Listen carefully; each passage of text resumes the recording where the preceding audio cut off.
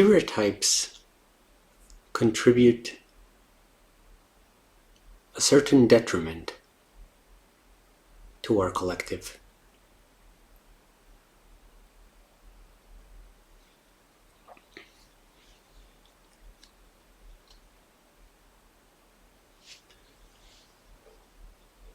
They promote the congealing of associations between concepts.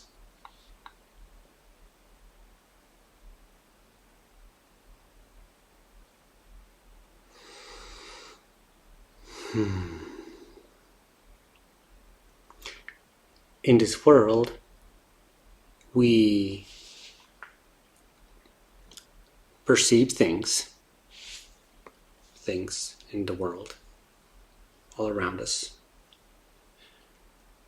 And as we live, we learn to realize that some of these things have associations between them. That can be basic, just as when a small child is learning what do things taste like, when they don't know what something tastes like and then they see a grape. They see a grape and they've never tasted it before. They see it and it's this green little thing. And when they eat it. And for the first time they realize, oh my, there's a taste there that I have not tasted before. There will be an association right there in between the grape and the flavor felt. That sensation, the flavor, the juiciness, the texture of the grape, all of it associates between this object, this fruit, and the experience that we perceive from it. And the concepts that we can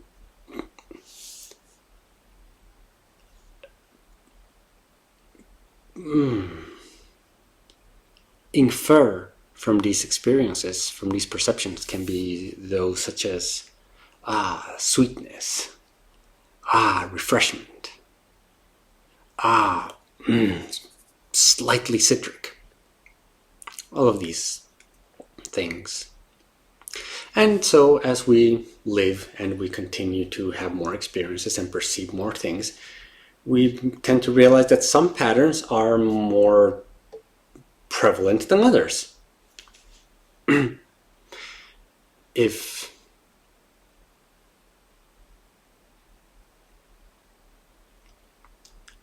a child eats a grape for the first time, realize the association, and then eats another grape, and eats another grape, and eats another grape, and they all taste similar, then that cluster of perceptions are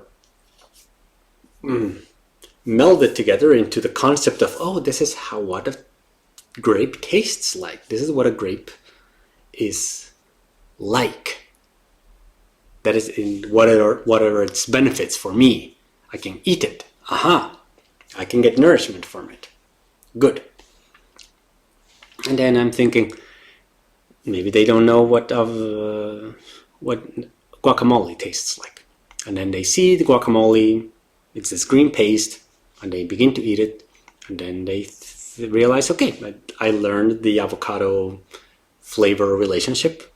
And then maybe they'll taste it for 5 times. And then maybe the 6th time that they see a green paste, it's wasabi. And they also eat it, and then they are very unpleasantly surprised. Well, that's how I felt when I tried wasabi without knowing it was wasabi. And then they will realize, oh, that's different. That's not the pattern I had seen before. So, whereas before, if they had only experienced guacamole as a green paste, then they may have thought, okay, green pastes taste like this.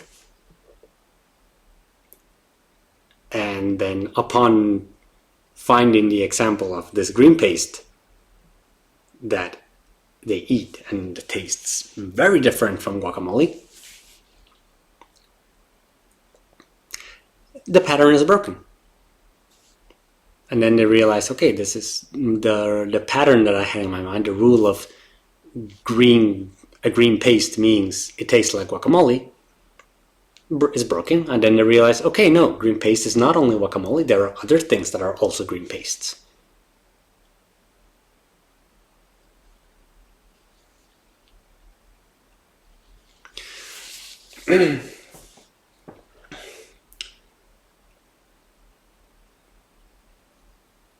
Our learning includes associations.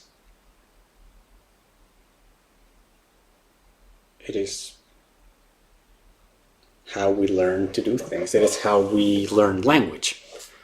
I can speak and communicate with others, and people can hear me and they can understand a meaning similar to what I'm expressing, because I have attached the meanings inside of me to these words. I know that I have associated the fact that, okay, word means it's this linguistic unit that carries some meaning. That is it. And when I want to express the meaning of word, of a linguistic unit that expresses meaning, I say word. And so you understand what I am saying. So there's an association right there. If I know a million words, then I have in me a million associations in between meaning and word. And as any person with some experience in language knows, there need not be a one-to-one relationship. Words can mean multiple things. A trunk in English can be a car trunk, or an elephant's trunk, or a tree trunk.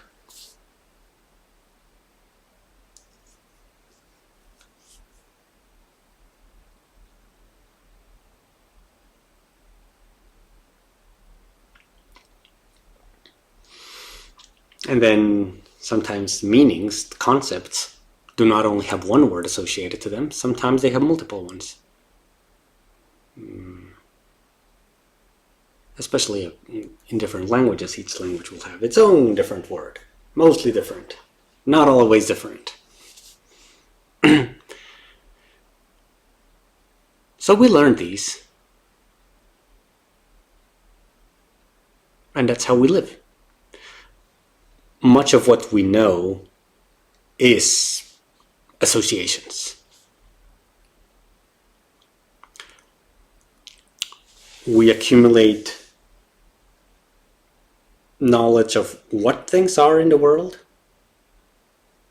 Okay, this is A, this is B, this is C, this is D, this is recognition of objects. Then there's recognition of perceptions. Of, oh, this feels soft, or this feels icky, or sharp, or this feels relaxing. Then there are people. People are objects in the world as well. We learn that people are a little less replaceable with each other than objects are. If I want an apple, I don't much care which apple I want. If I want a person, I probably care about which person I want.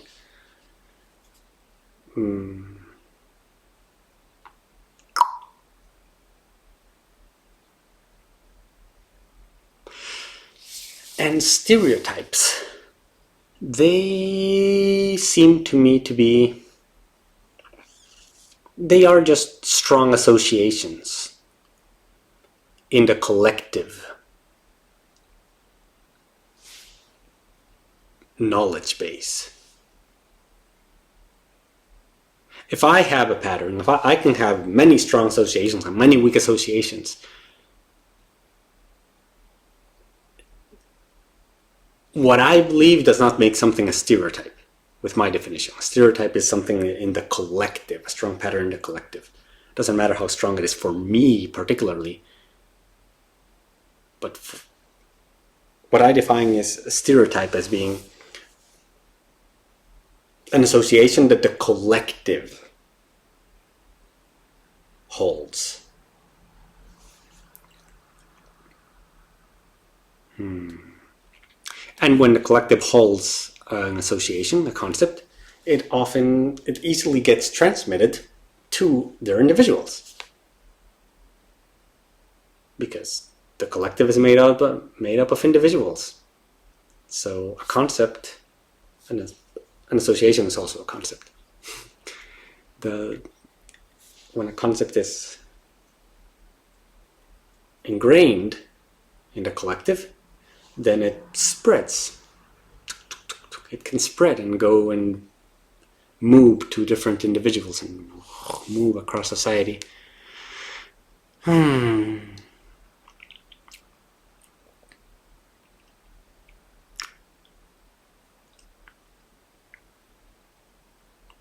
I would like the associations that we build to be true,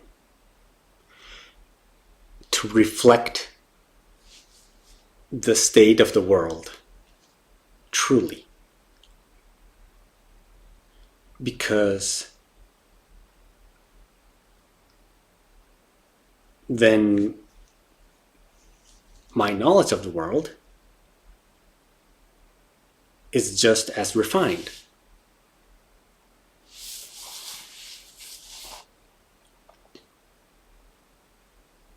We learn via specifying example after example after example.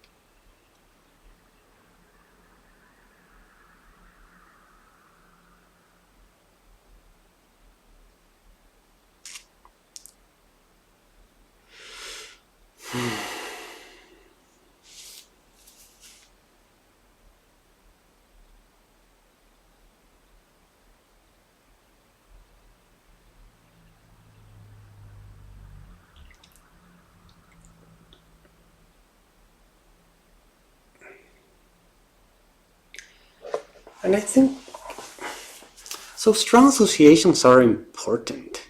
They allow us to grow as a collective.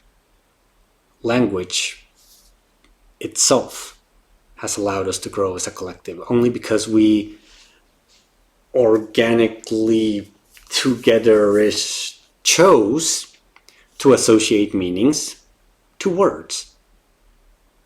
At some point it was chosen, probably not as a deterministic decision, an intentional decision, but rather a meshing, molding growth of together exploring and realizing, hey, if I can transmit a meaning to you when you are all the way over there, we can be more effective together. Each of us can be effective for ourselves if we have communication. And the art has refined. At the beginning, it might have been useful to say things like simple words for things like danger, food, ow, help, I want to fuck.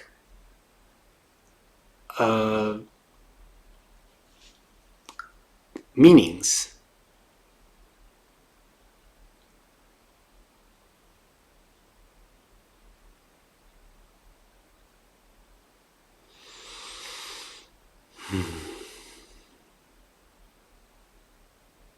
What do I get at? That they have gotten refined. with time, we have refined our language, and I'm quite amazed at how refined it was already thousands of years ago. When I read ancient texts, they had a very refined vocabulary.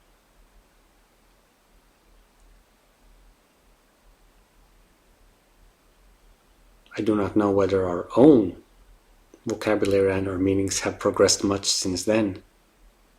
Yet they have, especially in the scientific, probably in the humanistic fields. There have been developments of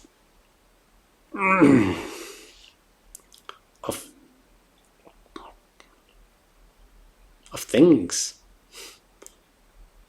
like in the Enlightenment times. People started being curious again and realizing, oh, what happens if we do this to this and this to that and this to that? And, oh my God, with these new materials that I didn't have before, with the other people didn't have before, now I use these materials and then, oh my God, I can make chemistry.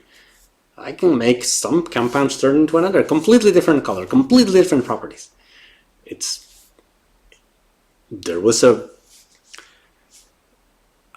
concept there in the chemistry of things that was not known before, and then we were able to refine.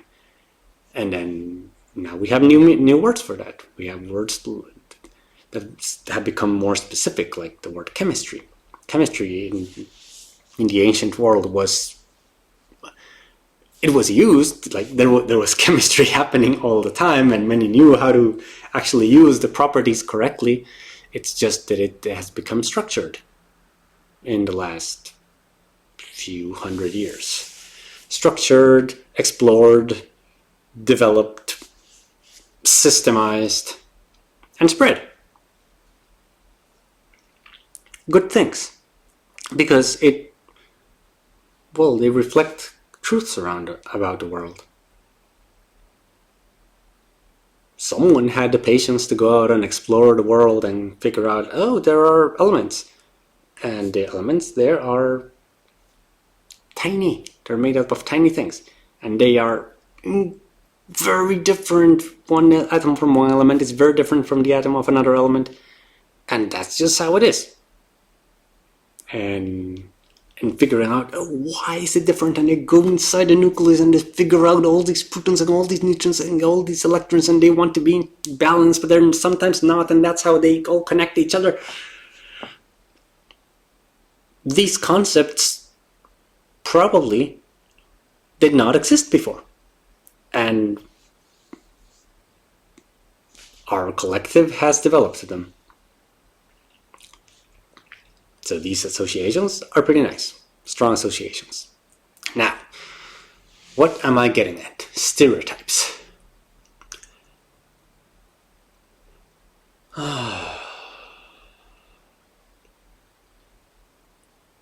The detriment I wish to express that stereotypes bring feels similar to the saying that says, don't jump to conclusions.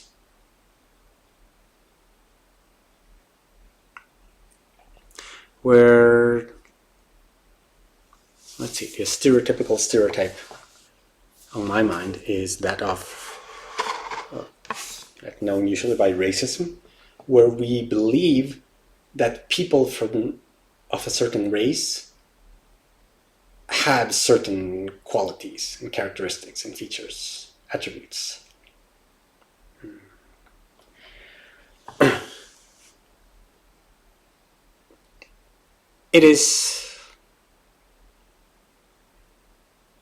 There are patterns in the difference between the races of humankind. Starting with the race itself, it is a pattern that is different. A person from China is different from a person from India. It is noticeable. Differences are there. And the differences do spread onto their culture.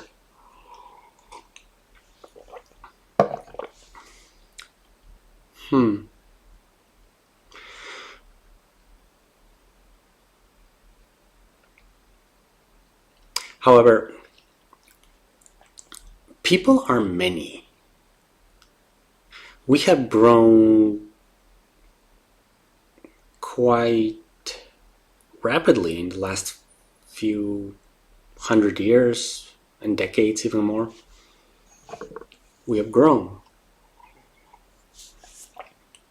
very rapidly, which means that our instincts, the instincts that we have developed over millions of years that are used to learning these associations and realizing, okay, when is it a good time to say I have no idea what this thing is and be genuinely curious about it without no further knowledge, and when after how many times of seeing something do we start to believe it? Do we start to integrate a concept into us as a belief? All of this we have learned via instincts for eons. This life has learned to assimilate these concepts with certain thresholds, certain constraints, perhaps. Perhaps it is more prone to learning things that are happening in a time of risk when it feels threatened, and pays especially sharp attention to these things, perhaps. Perhaps only one instance, for instance, of something learned during strong fear is sufficient to integrate it directly into the self. But then there are learnings that when one is relaxed, perhaps one begins to learn it slowly, but it doesn't necessarily go directly into our selves as quickly. Like, we have these instincts. We learn instinctively. No one teaches us how to learn. The body knows how to learn. And it knows because it's learned from eons past.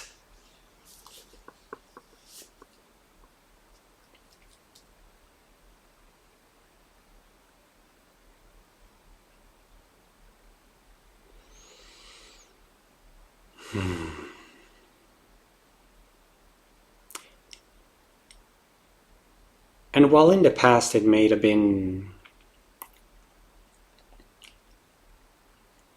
quite reasonable to see 50 people of the purple race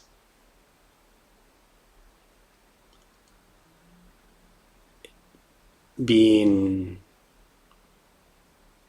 loud and violent, and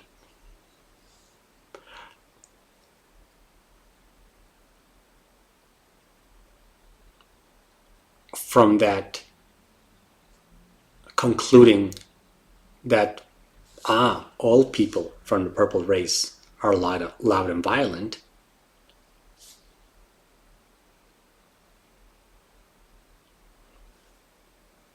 these learnings do not hold anymore in our times.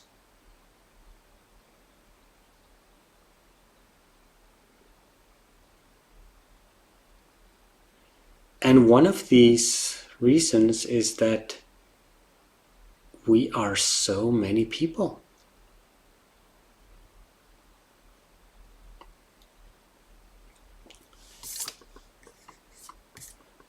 We learned to learn in small communities, knowing manageable numbers of people.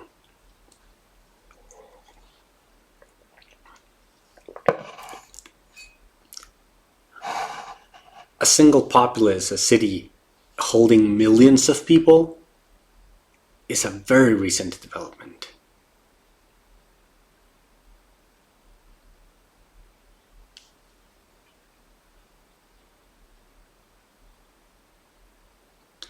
Our instincts do not know that seeing 50 people from the purple race being loud and violent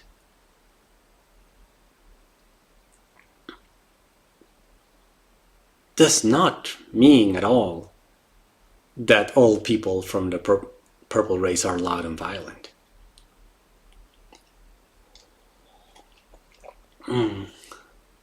the properties of our populations, of our sets, are very different now. Because while 50 may have been a fairly large number in the time of isolated small communities, in the time of multi-million people cities, 50 people is a grain of sand.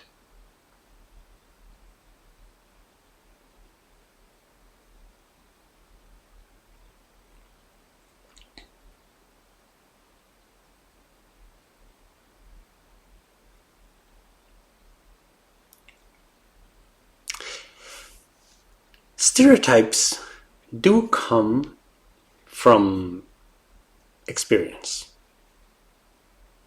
They need not be true.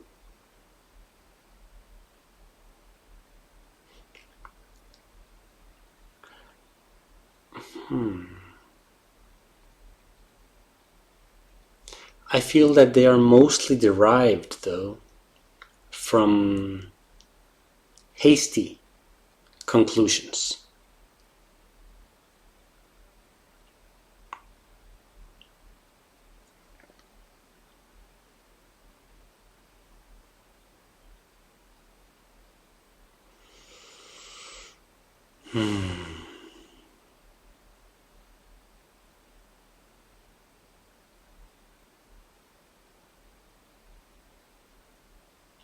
Hasty.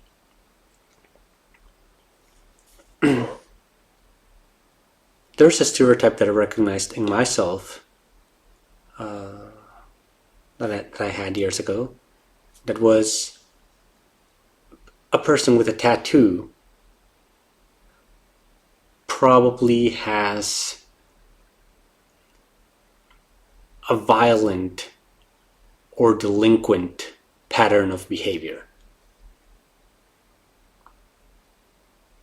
And as such, there was danger from it. When there was a person with a tattoo, I should exercise caution. That person is, by default, not trusted. And from my experience growing up in Guatemala, that felt true. The people around me, the people I knew I could count on, my family, people from the school, none of them had tattoos.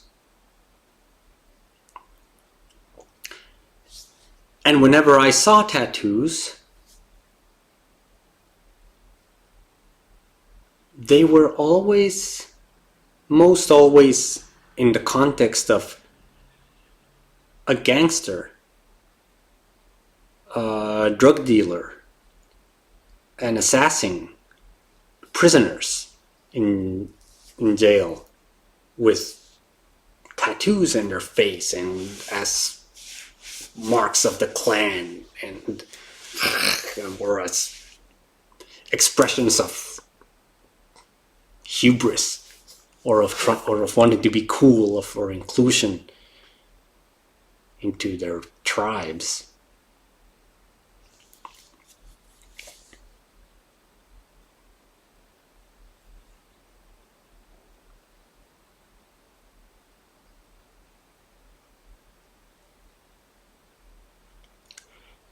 And so I learned through years of experience that tattoos were associated to bad people. It's a simple association. In my experience, it was true in Guatemala. Then I moved to the United States, and I began seeing more people with tattoos. And what I mean by more people is people that I associated with directly. In Guatemala, I did not associate with any people who had tattoos, except people who were on the street. And when I saw the tattoo, I could feel a little spike of fear coming into me.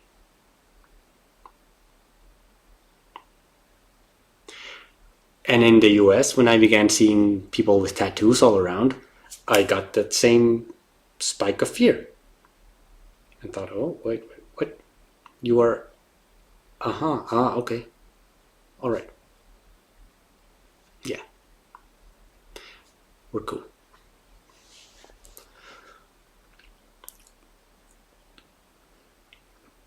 And I was afraid.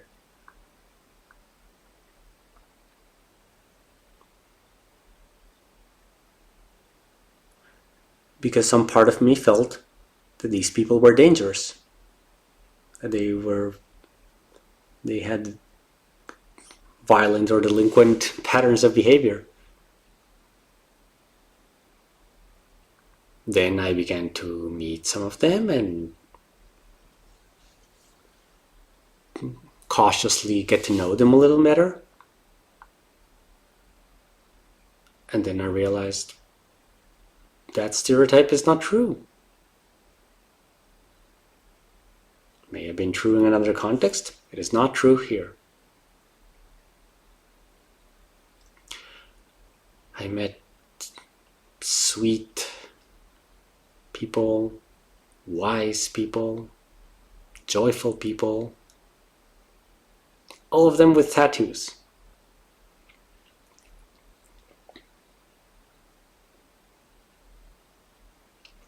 And then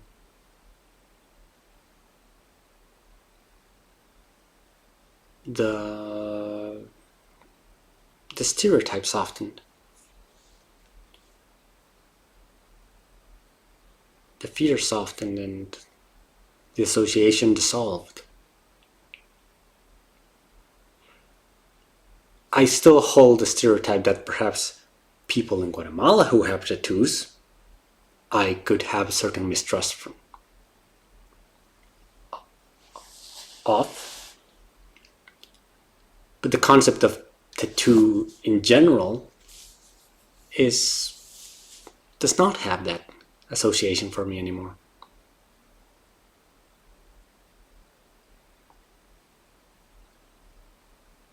Stereotypes.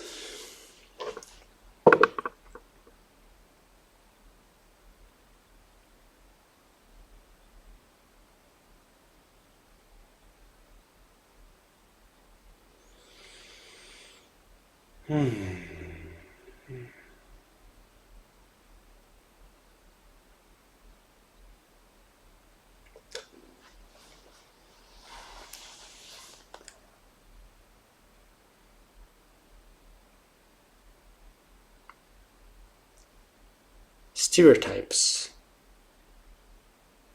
which are associations learned in haste, learned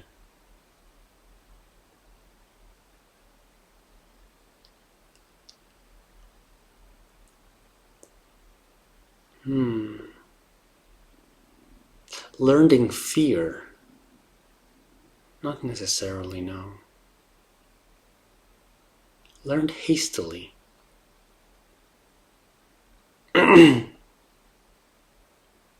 It's just not, no. The haste is not necessary. I also see how one could hold associations about the past being some way and then realizing, oh, that's not true in the present anymore. A stereotype that whose truth fades. An association whose truth fades can become a stereotype. I think of simple ones like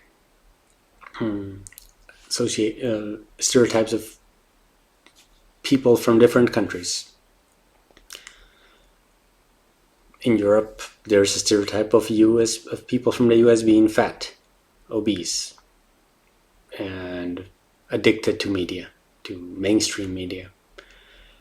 People in the US have very different stereotypes about their own selves, of where they are, and of the neighboring states, because the partition over there is states, so their stereotypes can become more refined, the associations.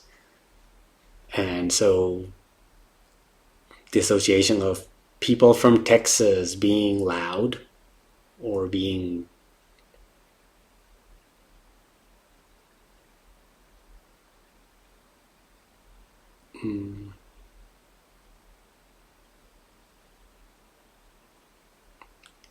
of being very strongly devoted to their state.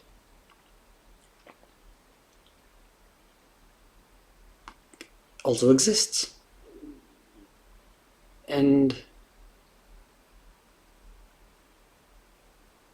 it doesn't mean that everyone from that place is like that. It doesn't even mean that the masses of the people are like that. It may be old.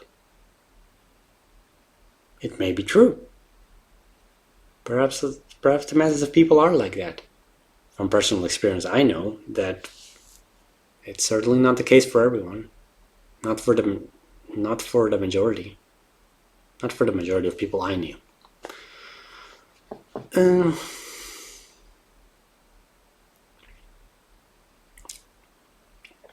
All of this came out from the fact that I was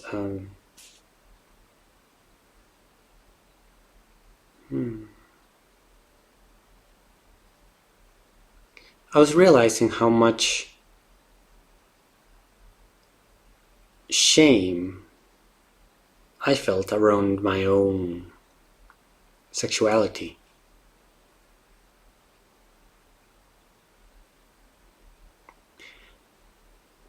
And I know that the concepts sound very different, but I realized that I had a stereotype in my mind, in particular about enjoying self-pleasure, self-sexual pleasure.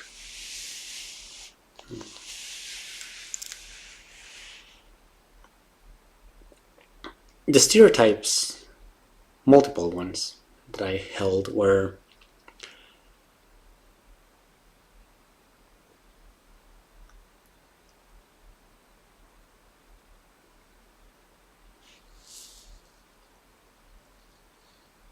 giving myself sexual pleasure is lame, is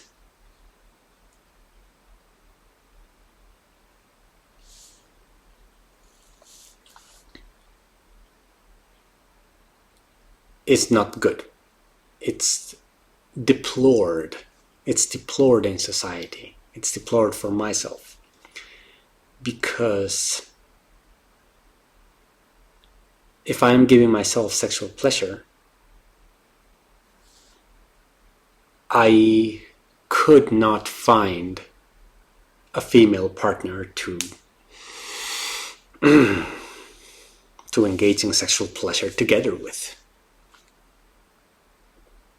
I'm masturbating? Yeah, you didn't get the girl. Immediate. The association was there, and it was not something I had expressed into words at all. It was also just this knowledge, probably derived from the knowledge or the pattern that I learned, that self-sexuality has shame around it.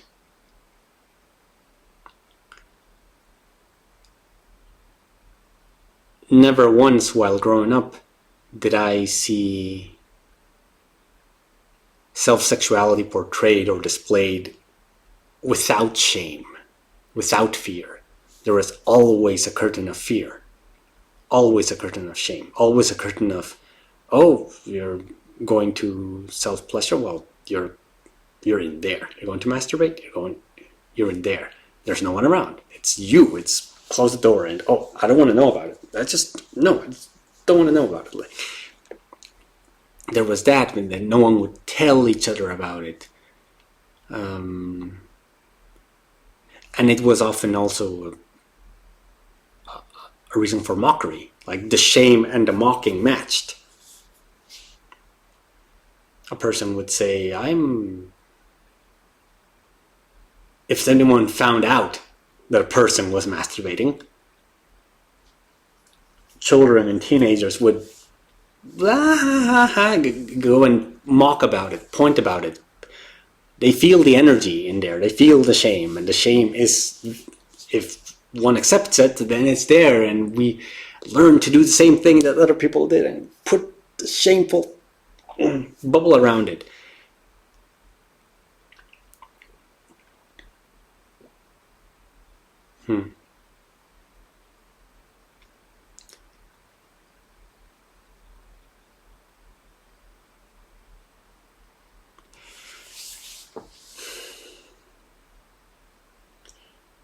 And I've learned to dissolve these associations of sexuality and shame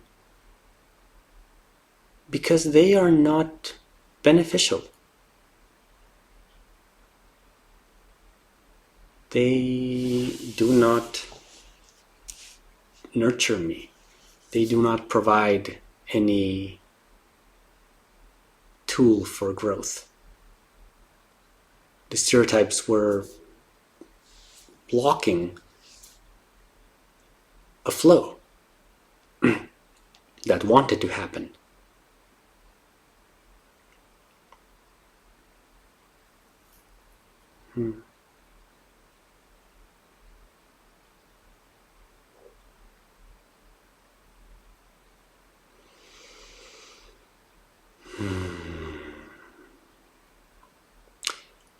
So for years, I kept the topic of self-sexuality very shameful for myself. Never not talked about with other people, not with men, not with women, not with my family, not with no one. And it was there, and there was energy in there because I was putting so much pressure in it, obscuring it from the rest of the world, and there was pressure in it. And about sexuality as well. When I approached women and I felt attracted to them, whether sexually or otherwise, I felt so much fear because of this shame. Two shames combined, at least. The shame of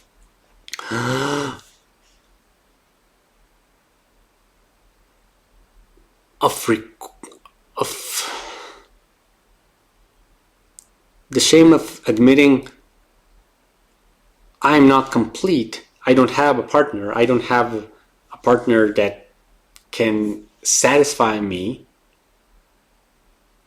in particular sexually, because that was a matter of high pressure in me. Going over to a woman and saying, I want to engage sexually with you is an admittance of it can feel actually like an admittance of I don't have enough sex in my life and I'm looking it for you. Could you give me some of it, please? Please, I want some. I need some. Because that was the feeling I had.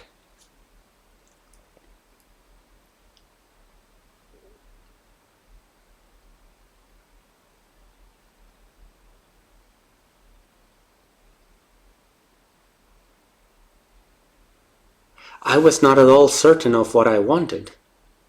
At all. All I knew was I have this attraction. I know there's sexuality in there. I'm not going to think about all the details in it because it's shameful. There was the barrier on it. But I knew I wanted to connect somehow. And so sometimes I would make up any kind of excuses to talk, to explain why I was there, trying to communicate with them, trying to justify my behavior.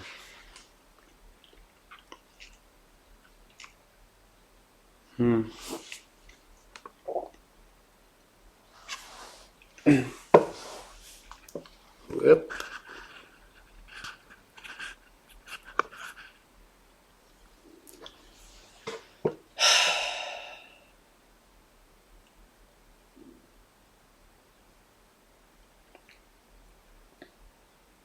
And then once I realized that what I felt were failures over and over and over again of connecting to women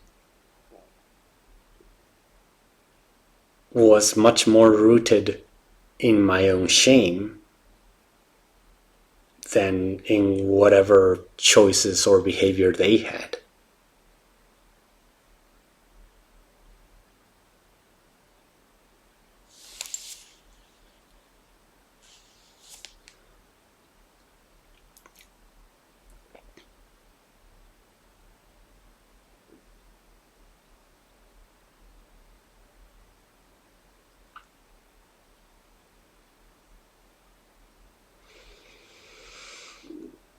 It was my own shame that did not allow me to really feel what I was feeling and feel the details, the refined truth of an attraction.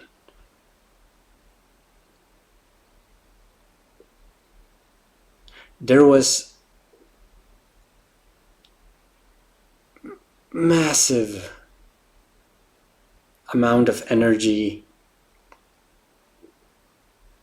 in the associations that I had built between the worth of a man and holding a female partner.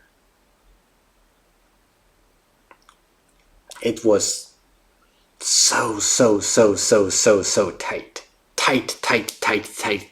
Like, it was indistinguishable. And it's important to know this, it was indistinguishable because I could not express it in words. Because I did not express it, because I did not dare to express it, because there was shame around it. And when there is shame, our reaction is to look away and pretend it's not there. Yet it's there. If there is shame, there is something there. And I would just internally, automatically, without even cognition or intention, I would simply automatically assume that having a woman is better than not having a woman. Period. Like that, it was simple because that was where the worth was. The worth is in having a woman. Oh, you don't have a woman? Oh, you're a man. Okay, yeah, you're a man. But I could not be complete without that detail, without that feature of holding a woman, of possessing a woman. I did not feel complete, ever. So I most always approached women with an attitude of, please be with me.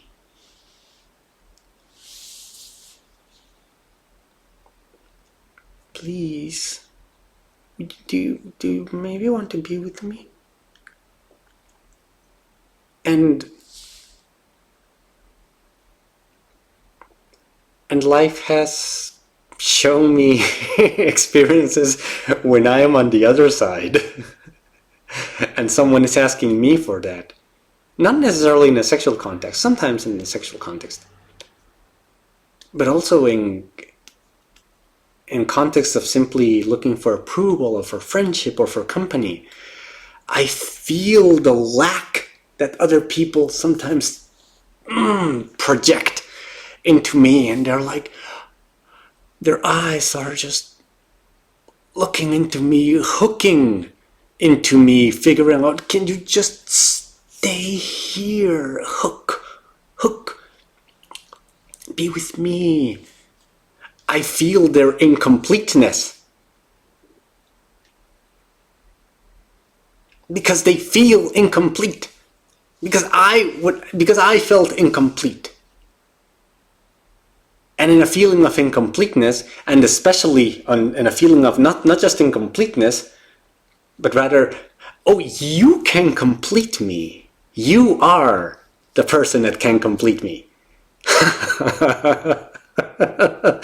It's not something that feels good.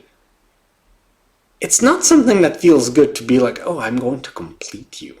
I'm your completer. Like, that is my role. It's almost like we are being. If we think about that role, it feels like I'm being reduced. That like I'm trying to be given a role. Like, I am a person. I'm a person. A person is free. And then when someone comes with a feeling of incompleteness and says, "Can you please give me this? I cannot live without it. I need you, or I need your love, or I need your money, or I need your friendship, or I need your be able to me telling me your thank you or you're welcome or anything." It feels icky. It feels like like my role is being reduced to a particular one, and I'm not choosing it. Someone else is choosing. Is trying to make my role be what they want it to be.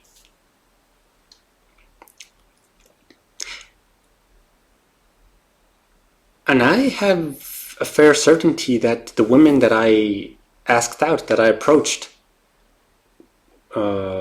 mostly with a sexual interest, romantic and sexual interest, felt like that.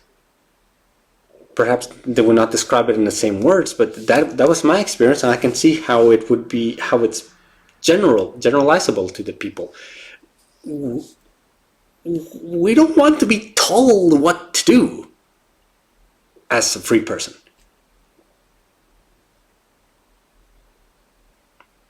It's like, love me truly. And I'd be like, oh, okay, yeah, so I am the true lover of you. That's my role now.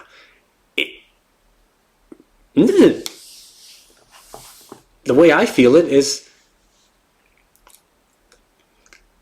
I am being told what role I am good at, without me actually having the experience to say it. It's like someone is trying to put meaning into me, trying to put words into my mouth. Not literally, but in a way, it's like a person is telling me,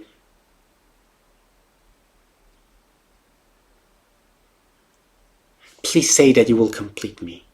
Please say that you will take on the role of making me happy.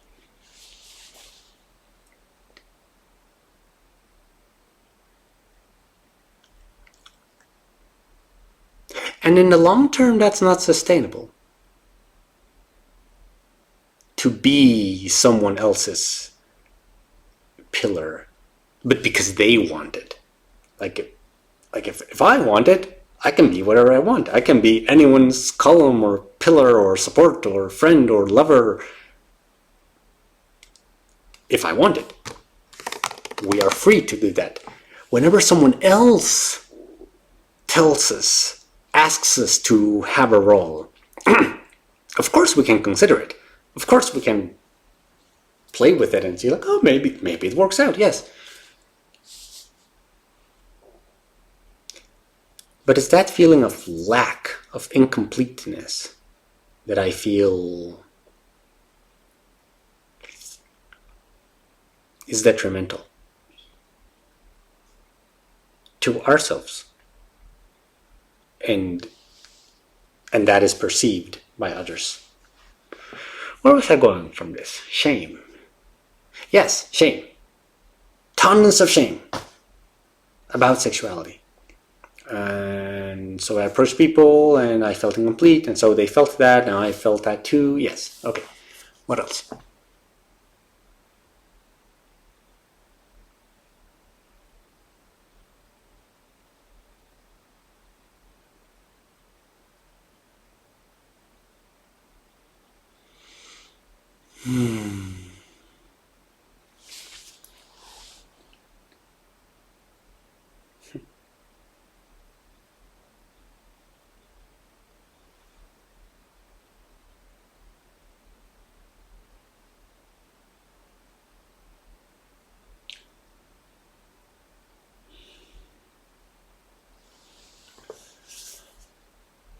dissolving an association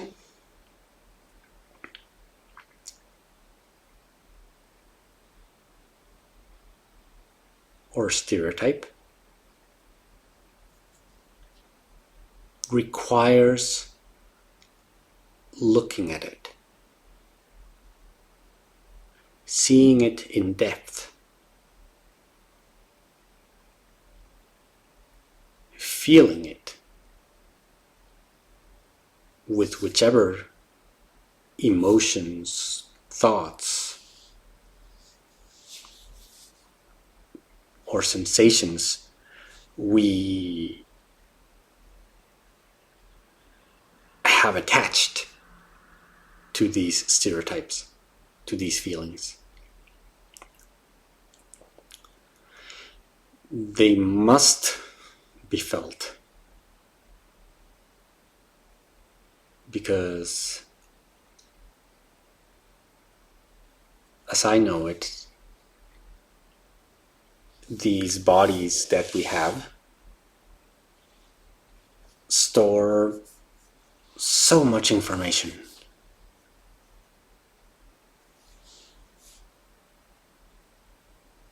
They store everything. Everything. Emotions, moments, events, people, memories. They get ingrained in different parts of our bodies in some fashion. And from my own experience, any unprocessed emotion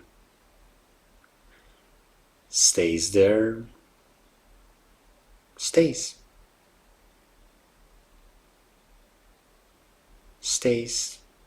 unless it is processed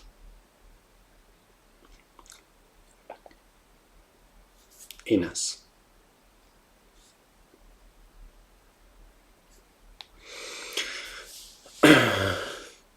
The image that I have for myself about that is a beach, where the beach is pristine, wild, nice, and I go there and I have a can with a drink, and I drink the drink, and then there's no trash can around, and I don't want to carry the can, so I just decide to crush it and throw it on the beach. It will fall somewhere in between the grains. That can will stay there. Nothing will remove it. It might be taken by the ocean. It might oxidize. It might get picked up by some seagull.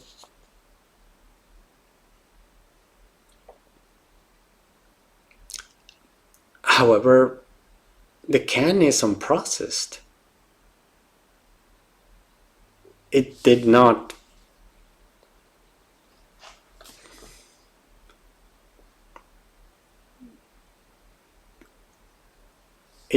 go to where I would have felt it was processed, like a trash can or a recycling center or the incinerator, if that works with cans.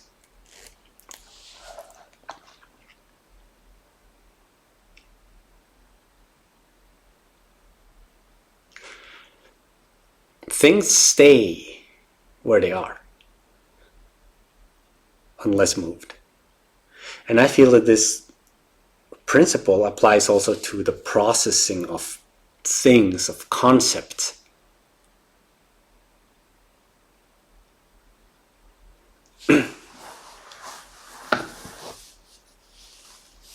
Because from my experience, I intuit that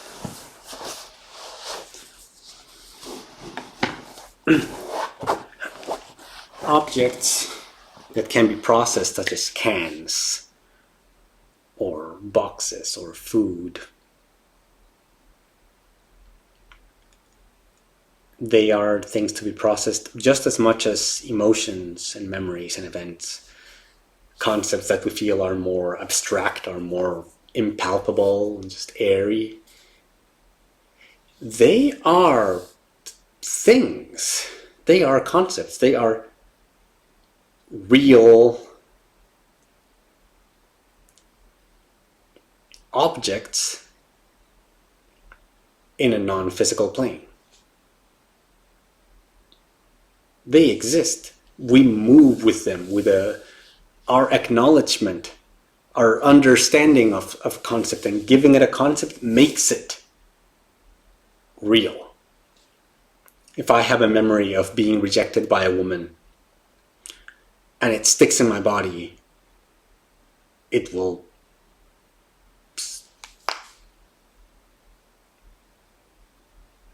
it is a thing. It is a thing. That particular moment with that particular emotion, it stays. In my experience, I found it sticks somewhere. Like, it's right here.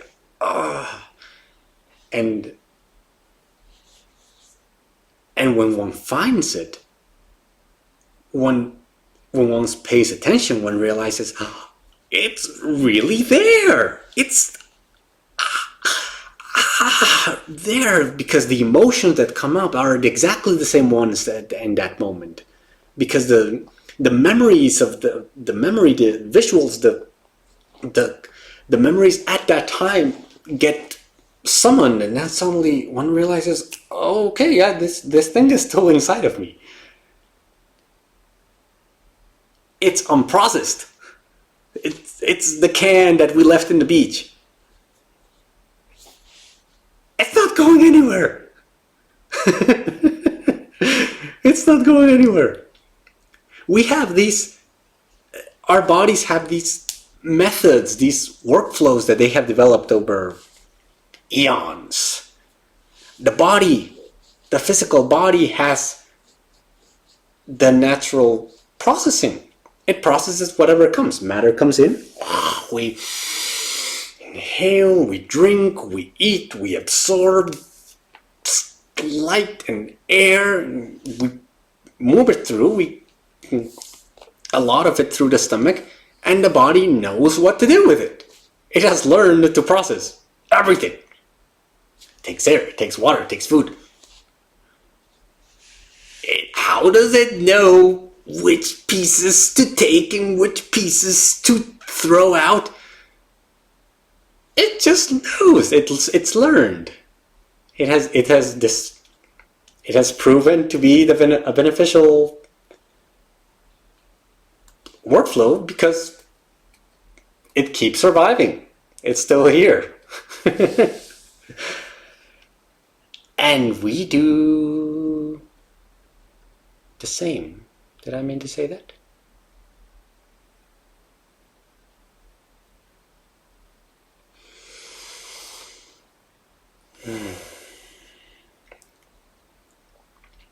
Our body has learned. Our physical body is masterful at processing matter. What's also important to developing oneself as a human being is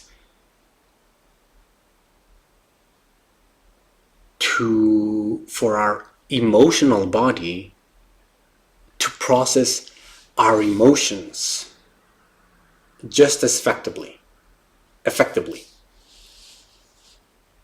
The physical body does it. We don't even think about it. We just give it to the body and the body goes, go. The emotional body also has workflows it has developed over the eons to process our emotions. It goes through the physical. We cry, we laugh, we are low on energy, we are high on energy. We feel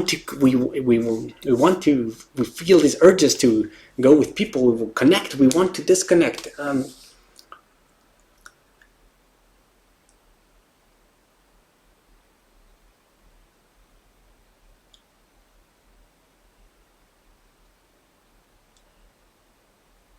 we are provided the emotional signals to know how to process things. And crying is the most clear example I can think of. It is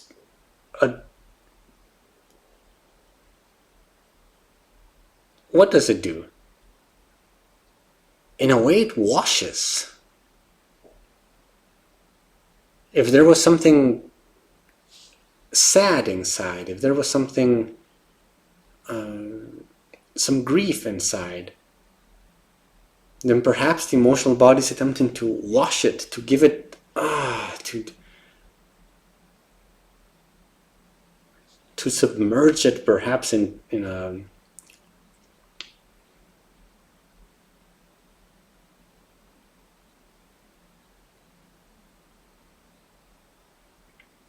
like in a layer of sadness, because perhaps sadness has the necessary viscosity to move things along, things that we realize, okay, that's not sad.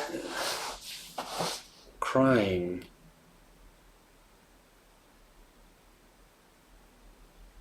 Crying, in a sense, it's like I'm attempting to find an equivalence between the physical and the emotional. But just as we are crying, water is coming out of our eyes, something is coming out of us, something. And also, as when we cry, we feel catharsis. There are emotions that are they are coming out. Something is being washed.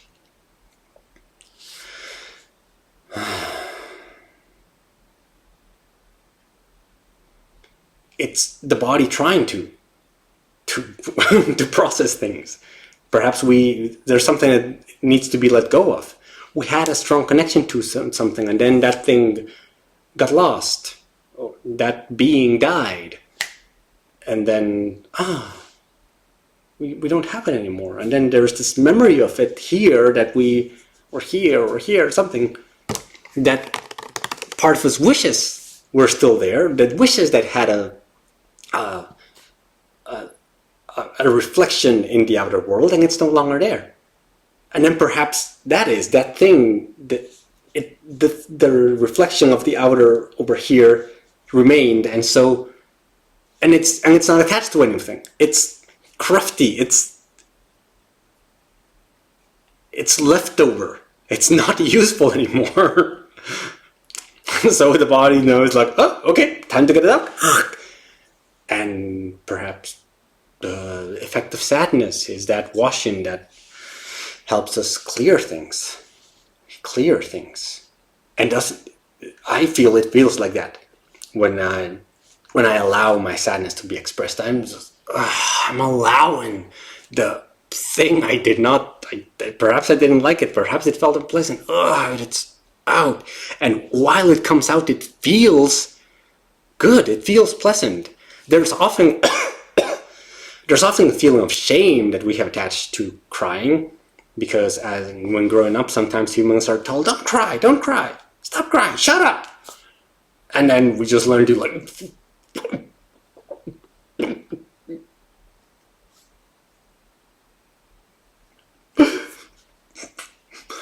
we block it. We learn to block it. If we do it enough times, it will become a reflex of like, oh, crying is coming out, oh, must block it.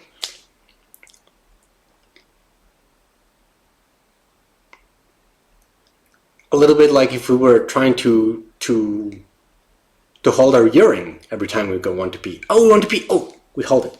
And actually we do hold it, because there are times to hold the urine.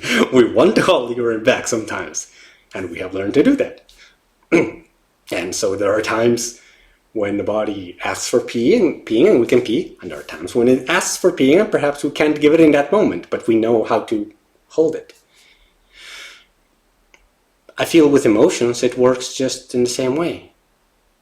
We have emotions, we are expressing things, the body is naturally processing things. However, there are times when we would like to express sadness, and there are times when we feel I would not like to express sadness right now. perhaps in a social situation, perhaps where I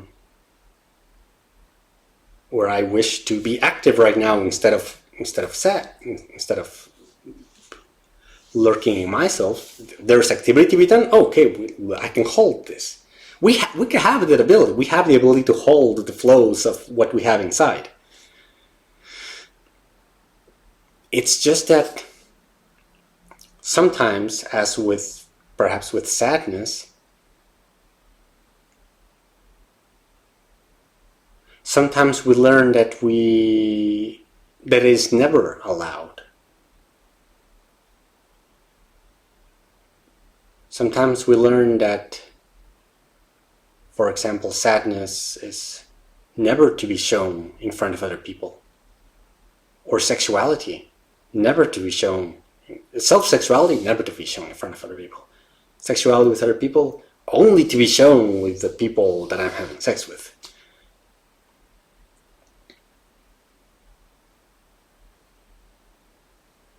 Shame.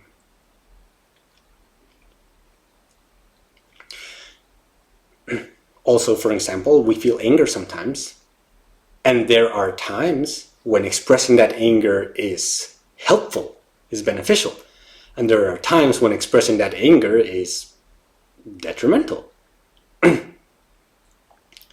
Sometimes there is time to express anger because there is a change that is required, that is important to do, due to survival or to help others, or just some expression of anger. There are times when perhaps it would not be beneficial, like when there's a couple is fighting and they're shouting louder at each other. But sometimes it's a good time to say, no, wait. Hold the anger. Perhaps there's another way to go about this, so that we don't just continue escalating until it absolutely explodes. Of course, what's beneficial and what's detrimental is, it's our choice. It is evaluated by us. Only we choose what is beneficial and detrimental to us. What I speak from are common social situations, because people, that includes the people who understand this video, we likely share similar social situations. We all engage with other people. We all sometimes feel angry with other people, lust with other people, sadness with other people, jealousy with other people, joy with other people, guilt with other people.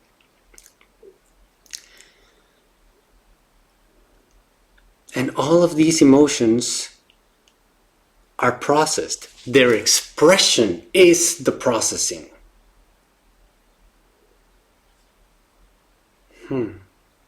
Their expression is the processing. And it might be the raw expression where I'm sad now.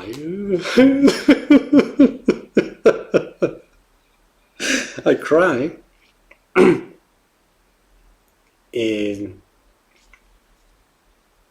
That's a simple expression, a raw expression.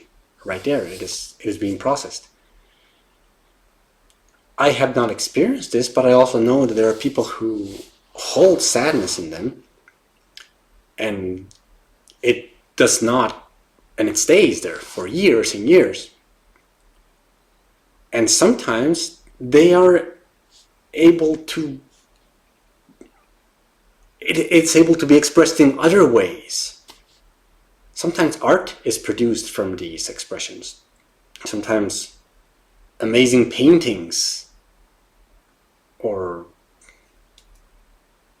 art, music. Music is also an expression of these feelings. It is a different one. It is a more refined expression. Yet it is still an expression of our emotions.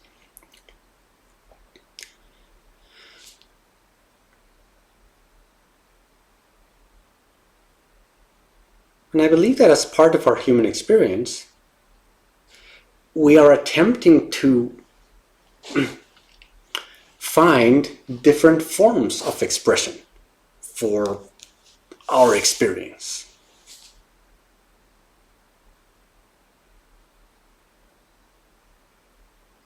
Which is nice. Art seems to be a more refined form for an expression of emotion.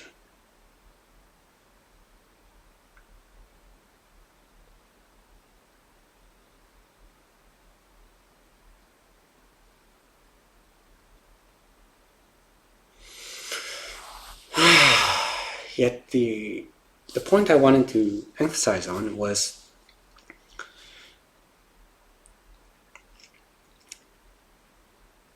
if we do not allow emotions to be expressed, they will remain there, stay. The valve holds them back. Some valve that we place, we do not let it out.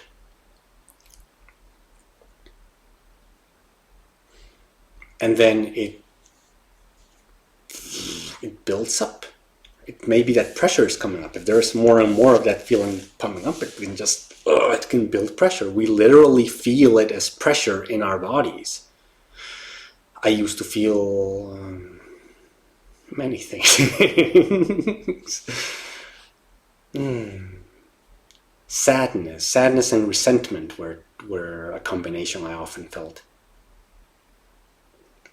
And when I felt it and I allowed it to, and I was like, I would think about it, just lull into it, I could feel these emotions like build up. And the point where I felt like, okay, that's where I'm keeping them, because I did not allow myself to express them. The point where they stuck was here. It was like, I was like a valve that I would close. It was my sphincter, automatic sphincter, because I was so trained to not express that I felt I didn't even have a choice. It just blocked. It just blocked my throat. And then anything that wanted to come out, usually crying. It could have been crying when the sadness was the majority. Sometimes when the anger was the majority, I just wanted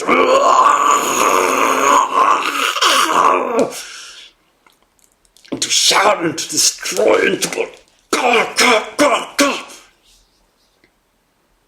to express that anger.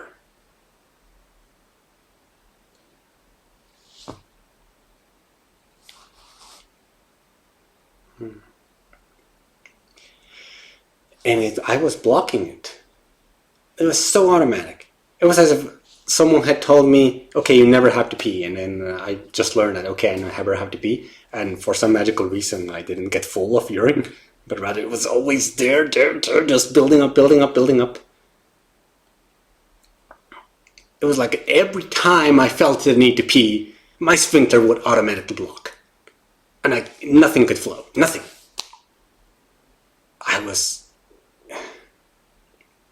And I felt quite perplexed because I thought, well, why can't I choose to express? It turns out I could. It was a matter of diving into why I was holding it. Something is automatic and magical and out of our control until we go and understand it.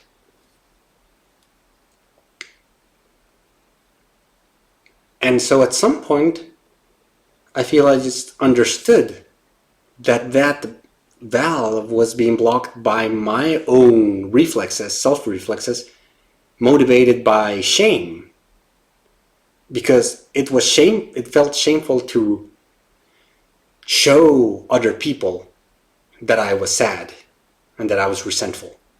I was ashamed of my resentments because they were very strong. And sometimes they felt mentally unfair, like, oh, it doesn't make sense. But I still held them. And so it was shameful for me to be able to tell someone, I feel this resentment. I feel resentment towards my parents because they did this. And when I say it, it feels like, oh, that doesn't really feel like it warrants resentment, but it does, but it did. And so I had this shame because I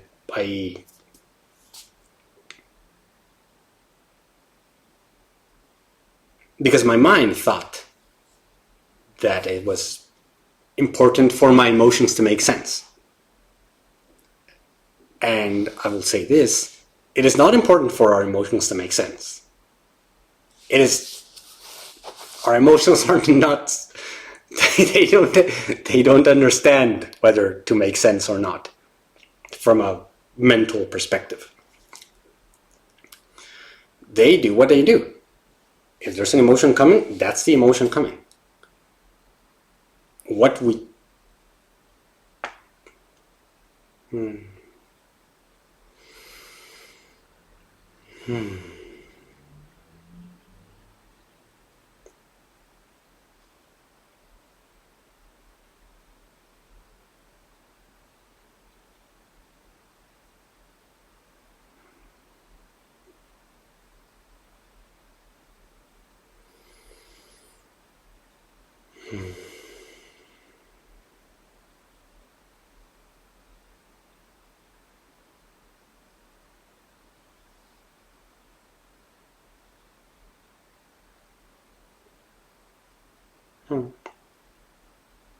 Mental lapse.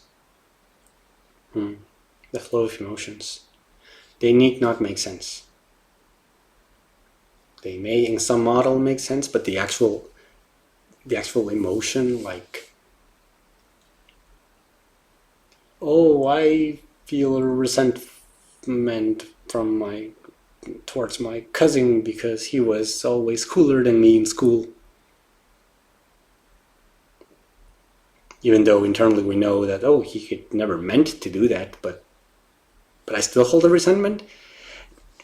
It does not help to reject the emotion itself. The resentment might be real. And the shame surrounding that resentment might also be real. It's all real. It is real. If we feel it, it's real. The emotion itself. All the association that we hold towards, like, oh, this emotion is because of this person, this emotion is because of this situation, this emotion is because of this, my state, and because of this. Those associations, those we can make and break at our will. They are associations. The solution requires intent, but the thing, it's true. If we feel it, it is true. And it is via looking at it in more detail that it can dissolve, that it can be processed. Just as with the associations, actually. They all are. They all are real until we choose to move past them. Or not. We may choose to keep them. Associations are pretty useful. Word meaning association right now, I'm keeping it for a little while. I don't know how little or how big, but I'm keeping it for now. So emotions require processing. Emotions require processing. I had a valve. I felt shame. And then I realized, oh, hey, there's the shame in there. Oh, it's shame. Right. And I remember a breakthrough moment when I just, in my mind only, I was biking up in Zurich, and I just had this moment when I realized I was feeling sad, and it was around Christmas. And then something inside me was trying to give it words, give it expression. I wouldn't allow the crying, but something. And and at some point the words came pretty clearly, and I realized that makes complete sense. words that explained what was happening in me. The words were, I feel lonely.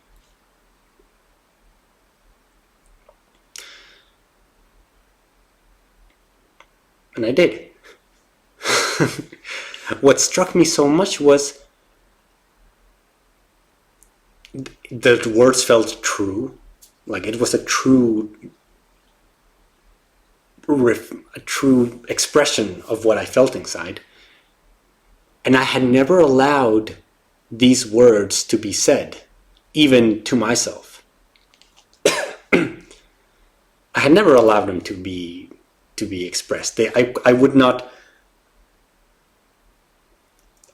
accept that concept because some part of me felt lonely people are lame. Lonely people are unworthy. Lonely people are looking for approval, are looking for company, and that always seems like people don't want to stay together with them. And so I did not want to admit to myself that my worth was lower because I felt lonely. However, that was just the internal association I had between feeling lonely and having less worth. I had built this association at some point. And then in the moment I realized I feel lonely, this association just popped up as well. Like, okay, well then if you're lonely, then you're worth less.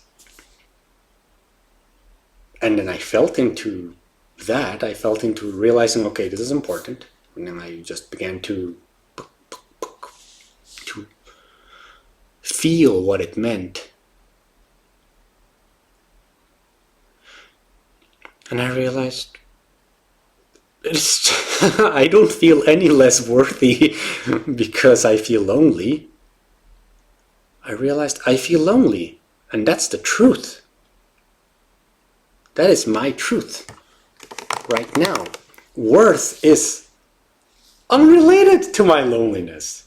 Worth is dependent on how something is evaluated, of who evaluates it, in what context, in what moment, doing what, for what. Like, it's just a separate concept. And I had this point system in my mind where I felt like, oh, lonely person, minus 10 points immediately. Or, oh, does not have a sexual partner, or worse, cannot get a sexual partner. Oh, terrible, minus 25. They were ingrained somewhere. And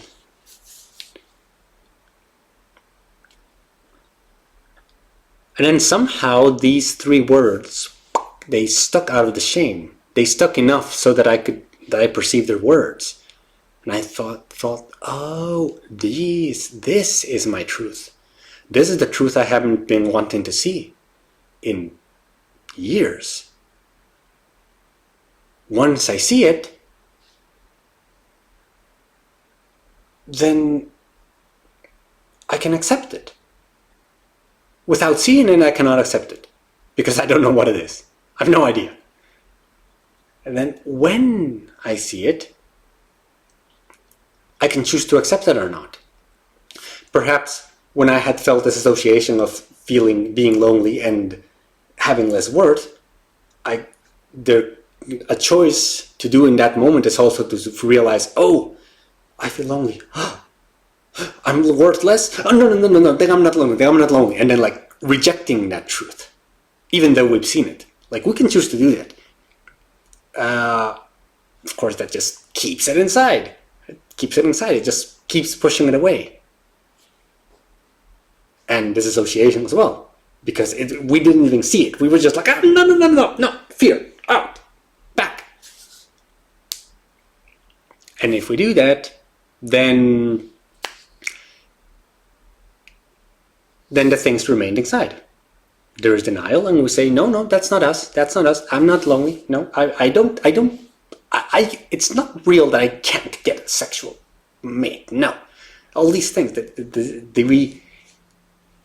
they're like facts we try to press upon the shameful things to block them, to say, no, that's not true.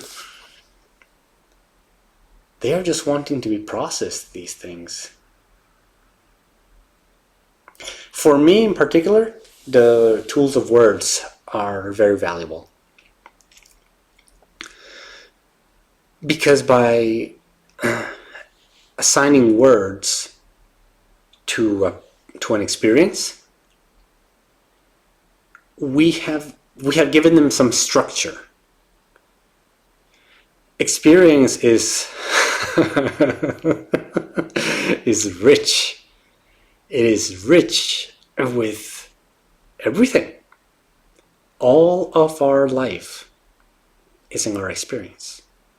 The emotional, the mental, the true, the false, the disgusting, the heinous, the admirable, the magnificent, the beautiful, the horrible, the disgusting, the chaotic, the messy, the doesn't make sense at all, and the things things inside we feel like, I have no idea what that is, but I feel it. Not necessarily physical, just things inside, dreams. The structures that we make, tables and charts and forms, structure and non-structure, those are all part of us.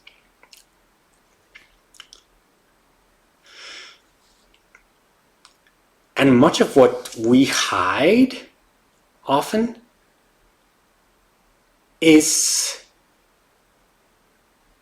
often in the unstructured realm.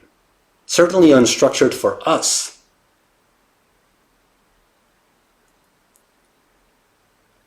When we give something words, it is being given inherently structure. A definition is made when I describe something. It's like, okay, I assign these words to this. Now, it has a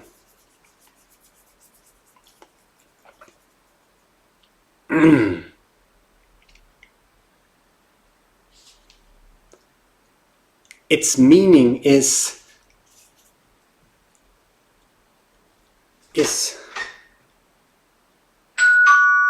breakable. Oh, I gotta stop for now.